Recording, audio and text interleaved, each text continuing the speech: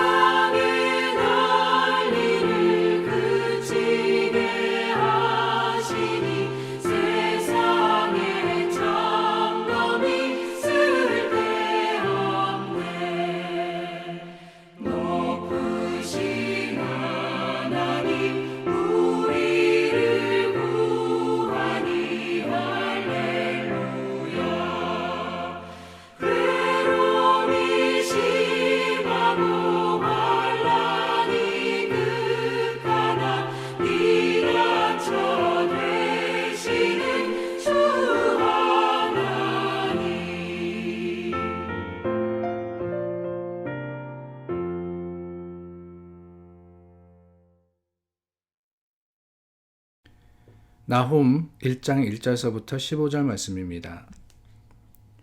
니느웨에 대한 경고 곧 엘고스 사람 나훔의 묵시의 글이라. 여호와는 질투하시며 보복하시는 하나님이시니라. 여호와는 보복하시며 진노하시되 자기를 거스리는 자에게 여호와는 보복하시며 자기를 대적하는 자에게 진노를 품으시며 여호와는 노하기를 더디하시며 권능이 크시며 벌 받을 자를 결코 내버려 두지 아니하시느니라. 여호와의 길은 회오리 바람과 광풍에 있고 구름은 그의 발에 티끌이로다. 그는 바다를 꾸짖어 그것을 말리시며 모든 강을 말리시나니 바산과 갈멜이 쇠하며 레바논의 꽃이 시드는도다.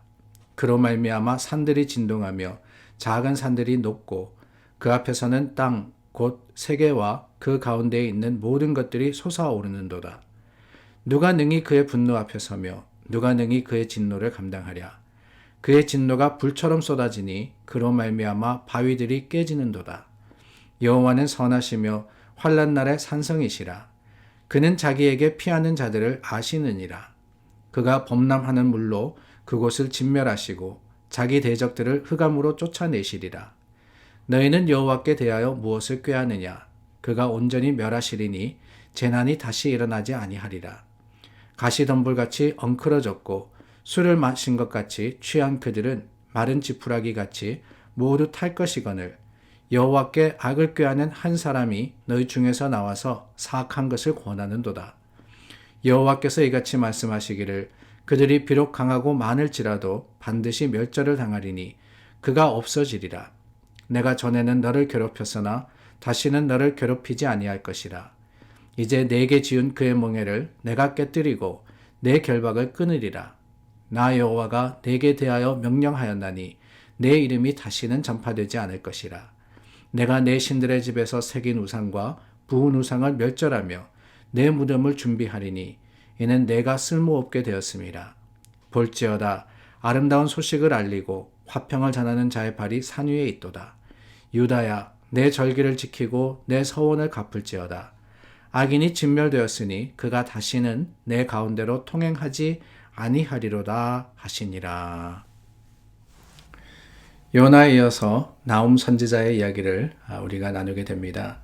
나훔이라는 이 책은 1절에 말씀하듯이 하나님께서 나훔을 통해서 니느웨에 주신 말씀입니다. 이 요나 그리고 나훔 이렇게 이어지는 이유가 있습니다.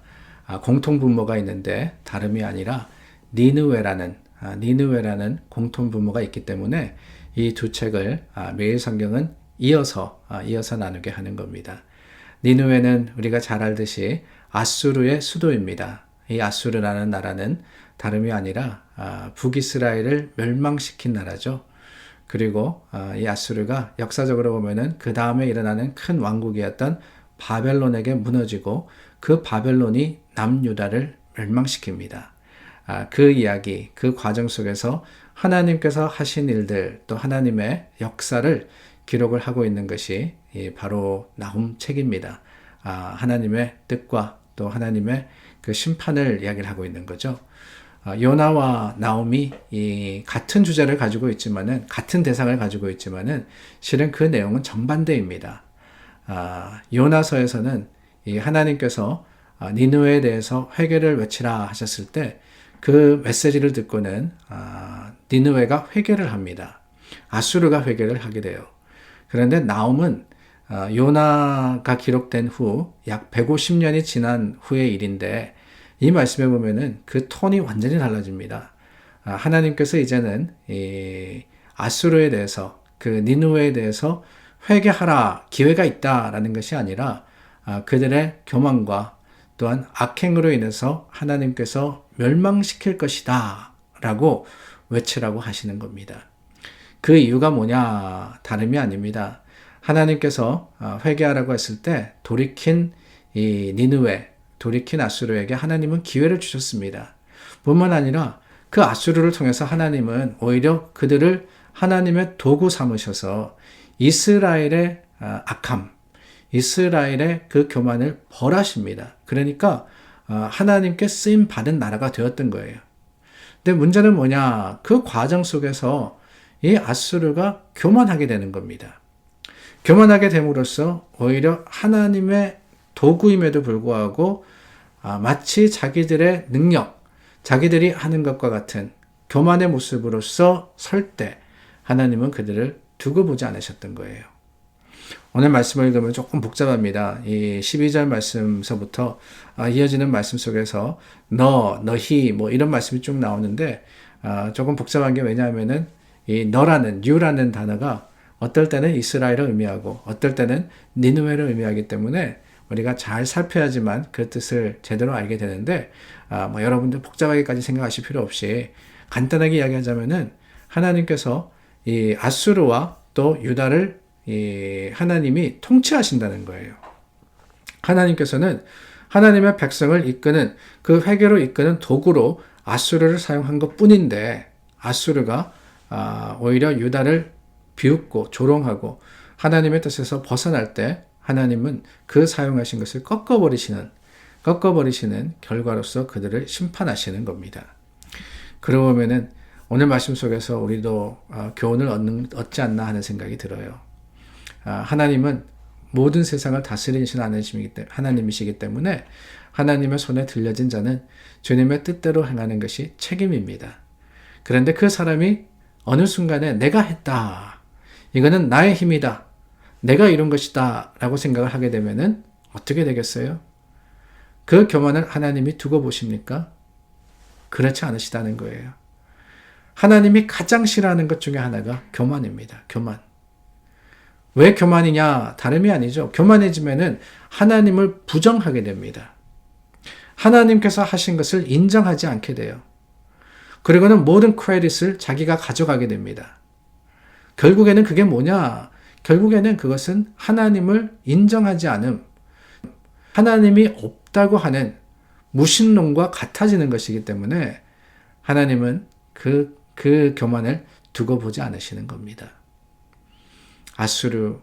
아수르에 대한 심판의 메시지, 이 메시지와 경고는 다름이 아니었습니다. 그들의 교만으로 인함입니다. 오히려 이 아수르가 하나님의 뜻을 순종했더라면 하나님께서 그들을 사용하시고 또한 그들에게 하라고 하신 것을 인정하고 따랐더라면 이러한 가슴 아픈 결과는 없었을 텐데 하나님 앞에 그러지 못했을 때 실패만이 있었음을 우리는 기억하기를 원합니다.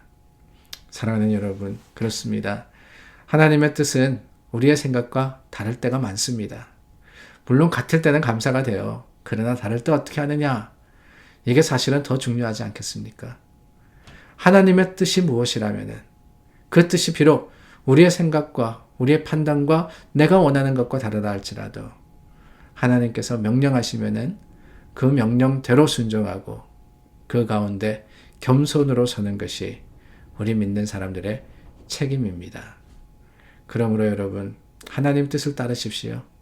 주님의 뜻을, 그러기 위해서는 주님의 뜻을 찾으셔야죠. 기도하는 가운데 하나님 원하시는 것이 무엇입니까?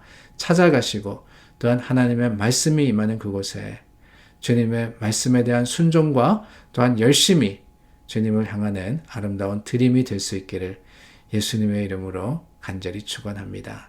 기도하겠습니다. 참 좋으신 하나님, 주님의 뜻을 찾아 구합니다. 그리고 그 뜻대로 행하기를 다짐합니다. 비록 힘들고 어려운 순간에도 주님의 손에 들려진 믿음의 사람들, 하나님께서 책임지심을 확신하며 주님께만 쓰임받는 믿음의 사람들이 될 수 있도록 도와주시옵소서.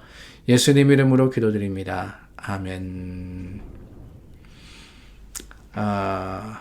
어제 교회에서 나눈 광고 또 여러분들에게 알린 내용 때문에 많이 혼란스럽고 어려우시리라 생각됩니다. 그러나 여러분 기억하시기를 바랍니다. 하나님의 교회는 하나님께서 지키십니다. 하나님의 사람은 또한 하나님이 인도하십니다.